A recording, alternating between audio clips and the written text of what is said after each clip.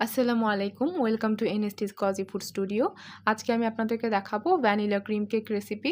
এটা খুব সহজে তৈরি করে ফেলা যায়। এখানে কেক তৈরিতে কী উপকরণ ঠিক কতটুকু পরিমাণে লেগেছে এবং কিভাবে এরকম পারফেক্ট ক্রিম তৈরি করতে হয় আমি এই ভিডিওটিতে বিস্তারিতভাবে দেখাবো। টিপস সহ আমি এখানে দেখাবো। এই সবগুলো টিপস জানতে ভিডিওটি স্কিপ না করে সম্পূর্ণ ভিডিওটি দেখুন এবং এরকম আরও অনেক রেসিপি পেতে আপনারা আমার চ্যানেলটিকে সাবস্ক্রাইব করুন। তো এবার চলুন দেরি না করে রেসিপিটি দেখে নেওয়া যাক। আমি এখানে নিয়ে নিয়েছি 3টি ডিম। এগুলো রুম টেম্পারেচারে রাখা ছিল। যদি ডিমগুলো রেফ্রিজারেটরে থাকে তাহলে 1 ঘন্টা বা 45 মিনিট আগে এই ডিমগুলোকে ফ্রিজ থেকে বের করে নিতে হবে। তাহলে কেকটা তৈরিটা অনেক ভালো হয়। এগুলো যখন রুম টেম্পারেচারে ফিরে আসবে তখন আমি ডিমগুলোকে ভেঙে নিব। দেখতে পাচ্ছেন এখানে আমি ডিমগুলোকে ভেঙে নিয়েছি। ডিমের সাদা অংশ আমি একটি পাত্রে রেখে দিয়েছি। এটাকে বিট করতে হবে।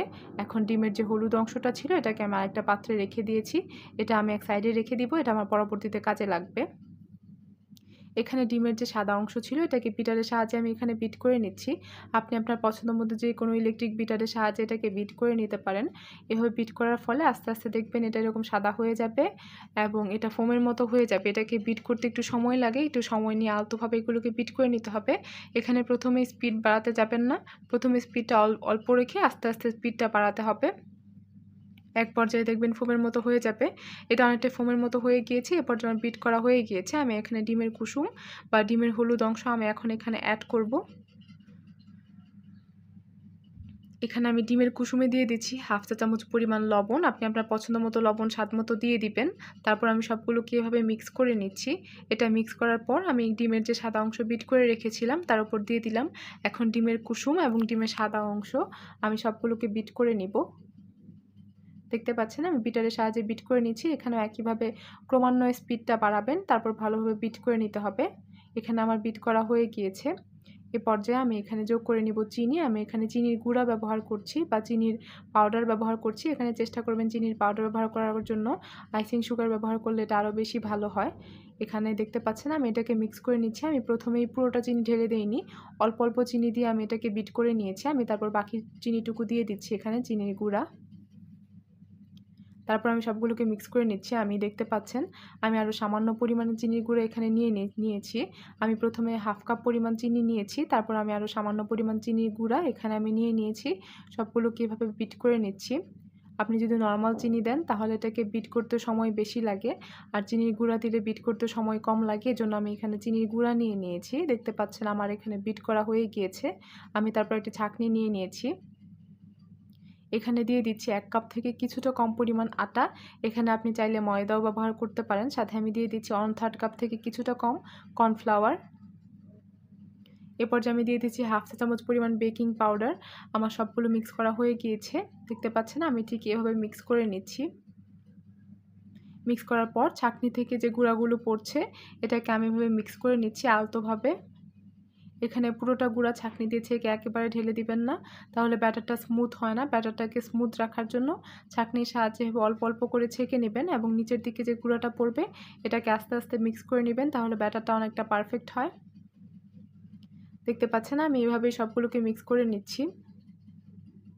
এখানে দেখতে পাচ্ছেন আমার মিক্স করা হয়ে গিয়েছে। আমি এখন দিয়ে দিচ্ছি তেল। আমি 1/2 কাপ থেকে কিছুটা কম পরিমাণ তেল আমি এখানে দিয়ে দিয়েছি। তেলটা আমি একবারে ঢেলে দেইনি, অল্প অল্প করে ঢেলে দিয়েছি এবং মিক্স করে নিচ্ছি। এ পর্যায়ে আমি পুরোটা তেল ঢেলে দিলাম। আমি সবগুলোকে এখন মিক্স করে নিব। এখানে আমার মিক্স করা হয়ে যাচ্ছে। মিক্স করা হয়ে গিয়েছে। তারপর আমি এখন দিয়ে দিচ্ছি লিকুইড দুধ। আমি এখানে 1/4 কাপ থেকে কিছুটা কম পরিমাণ লিকুইড দুধ আমি এখানে দিয়ে দিয়েছি। সাথে আমি আরও দিয়ে দিচ্ছি ভ্যানিলা এসেন্স। আমি এখানে 1/2 চা চামচ পরিমাণ ভ্যানিলা এসেন্স যোগ করে দিচ্ছি। তাহলে স্মেলটা ভালো আসে। আমি সবগুলোকে মিক্স করে নিচ্ছি। এখানে আমি যে দুধটা দিয়ে দিয়েছি সেটা আগে থেকে জাল দিয়ে রেখেছিলাম এবং ঠান্ডা করে নিয়েছিলাম। তারপর দেখতে পাচ্ছেন আমার এখানে ব্যাটারটা রেডি হয়ে গিয়েছে। এ পর্যায়ে আমি একটা সসপ্যান নিয়েছি। এতে আমি নিয়েছি কাগজ। আমি নিচের দিকে সার্কেল করে এভাবে কাগজটাকে কেটে নিয়েছি এবং সাইডে বর্ডারের মতো সাদা কাগজ দিয়ে দিয়েছি। এখন আমি ব্যাটারটাকে ঢেলে দিচ্ছি। দেখতে পাচ্ছেন ব্যাটারটা ঠিক কতটা পারফেক্ট হয়েছে। এখন আমি এটাকে সেট করে নেওয়ার জন্য একটু ঝাঁকিয়ে নিচ্ছি, কারণ ভিতরের দিকে ফাঁকা থাকতে পারে এবং উপরে বাবলস থাকে। আপনি এটাকে বাবলসগুলোকে ভেঙে নেওয়ার জন্য এভাবে ঝাঁকিয়ে নিচ্ছি। আপনি টুথপিকের সাহায্যেও এগুলো ভেঙে নিতে পারেন বাবলসগুলো। সাথে এখানে ওভেনের যে ট্রেটা ছিল এটাতে আমি সামান্য পরিমাণ পানি দিয়ে দিয়েছি। এখন এটাকে ওভেনে দিয়ে দিচ্ছি। আমি এখন সসপ্যানটা ওভেনে দিয়ে দিলাম। আমি এখন ওভেনটা অন করে দিয়েছি। আমি 150 ডিগ্রি সেলসিয়াস তাপমাত্রায় এটাকে 1 ঘন্টার মতো বেক করে নিয়েছি। আমি 2 সাইডেই হিট অন করে দিয়েছি। দেখতে পাচ্ছেন। 1 ঘন্টা পর 150 ডিগ্রি সেলসিয়াস তাপমাত্রায় আমার কেকটা রেডি হয়ে গিয়েছে। দেখতে পাচ্ছেন কেকটা ঠিক কতটা পারফেক্ট এবং সফট হয়েছে। এ পর্যায়ে আমার কেকটা রেডি। এখন আমি কেকটাকে রেখে দিলাম। কেকটা যখন ঠান্ডা হয়ে গিয়েছে আমি এটাকে কেটে নিয়েছি। আপনি আপনার পছন্দ মতো আপনি ঠিক যত লেয়ার পছন্দ করেন এভাবে আপনি কেটে নেবেন। আপনি 4 লেয়ারও দিতে পারেন, 3 লেয়ার, 2 লেয়ার, আপনার পছন্দ মতো লেয়ার আপনি এখানে দিয়ে দিবেন। দেখতে পাচ্ছেন কেকের ভিতরে ঠিক কতটা সফট এবং পারফেক্ট হয়েছে। এখন আমি ক্রিম রেডি করে নিব। আমি এখানে নিয়ে নিচ্ছি হুইপড ক্রিম। আমি মোট 230 গ্রাম পরিমাণ হুইপড ক্রিম আমি এখানে নিয়ে নিয়েছি। আমি অর্ধেকটাকে নরমাল ফ্রিজে রেখেছিলাম, বাকি অর্ধেকটুকু আমি ডিপ ফ্রিজে রেখেছিলাম 2-3 ঘন্টার মতো। এখন আমি সবগুলো হুইপড ক্রিম একটা বাটিতে রেখে আমি মিক্স করে নিচ্ছি। এখানে প্রথমে স্পিড বাড়াতে যাবেন না, প্রথমে স্পিড অল্প রেখে আস্তে আস্তে স্পিডটা বাড়াবেন। দেখবেন আগের যে ঘন হয়ে গিয়েছে। এখানে আমি আগার আগার পাউডার নিয়ে নিয়েছি। আমি 1 চা চামচ পরিমাণ আগার আগার পাউডার নিয়ে এটাতে আমি সামান্য পরিমাণ পানি যোগ করে মাইক্রোওয়েভ ওভেনে 1 মিনিট 30 সেকেন্ড এটাকে একটু জাল দিয়ে নিয়েছি বা বেক করে নিয়েছি। তারপর আমি আগার আগার পাউডারের অর্ধেকটা এখানে দিয়ে দিলাম ক্রিমের উপর। তারপর এটাকে আমি বিট করে নিচ্ছি। আমি পুরোটা একবারে দিইনি, অল্প করে দিয়েছি। আমি এখন দিয়ে দিচ্ছি আইসিং সুগার। এখানে অবশ্যই আইসিং সুগার দিবেন। এখানে পাউডার সুগার ব্যবহার করতে যাবেন না, তাহলে ভালো হবে না। আপনি বাড়িতে তৈরি আইসিং সুগার ব্যবহার করতে পারেন বা দোকান থেকে কেনা আইসিং সুগার আপনি এখানে ব্যবহার করতে পারেন।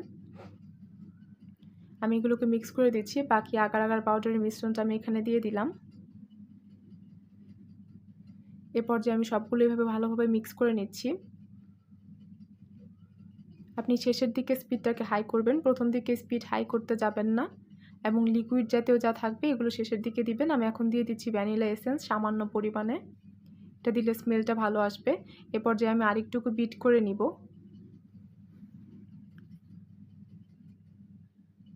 দেখুন আমার বিট করা হয়ে গিয়েছে। দেখতে পাচ্ছেন এটা আগের চেয়ে অনেকটাই শক্ত হয়ে যাচ্ছে। দেখুন আমার এখানে ক্রিম রেডি হয়ে গিয়েছে। ক্রিম রেডি করার পর আপনি 30 মিনিট বা 40 মিনিটের মতো এটাকে নরমাল ফ্রিজে রেখে দিবেন। তারপর এটাকে আমি এখন কেকের উপরে দিয়ে দিচ্ছি। আপনি ঠিক যতগুলো লেয়ার তৈরি করেছেন তার উপরে ক্রিমটা দিয়ে দিবেন। আমি লেয়ারের উপরে ক্রিমগুলো দিয়ে দেওয়া শেষ হয়ে গিয়েছে। এখন কেকের উপরের পার্টে আমি ক্রিমটা দিয়ে দিচ্ছি এভাবে। আমি 4 সাইডে এখন ক্রিম দিয়ে দিব কেকের। দেখতে পাচ্ছেন আমি নিচের দিকে এরকম ডিজাইন করেছি। আপনি আপনার পছন্দ মতো প্লেনও রাখতে পারেন বা আপনার পছন্দ মতো ডিজাইন আপনি এখানে করে নেবেন। আপনি নিচের দিকে যেরকম ডিজাইন চান। আমি উপরের দিকে একটু চকলেট বার থেকে গ্রেটারের সাহায্যে গ্রেট করে নিয়েছিলাম। তারপর আমি উপরের দিকে ছিটিয়ে দিচ্ছি। দেখতে পাচ্ছেন আপনি আপনার পছন্দ মতো ছিটিয়ে দিবেন। তারপর আমি এখানে ডেকোরেশনের জন্য কেক ডেকোরেশন স্প্রিঙ্কেল দিয়ে দিয়েছি সামান্য। দেখতে পাচ্ছেন কত সহজেই এই কেক রেডি হয়ে গেল। এরকম আরও অনেক রেসিপি পেতে আপনারা আমার চ্যানেলটিকে সাবস্ক্রাইব করুন এবং আমার পাশে থাকুন। আল্লাহ হাফেজ।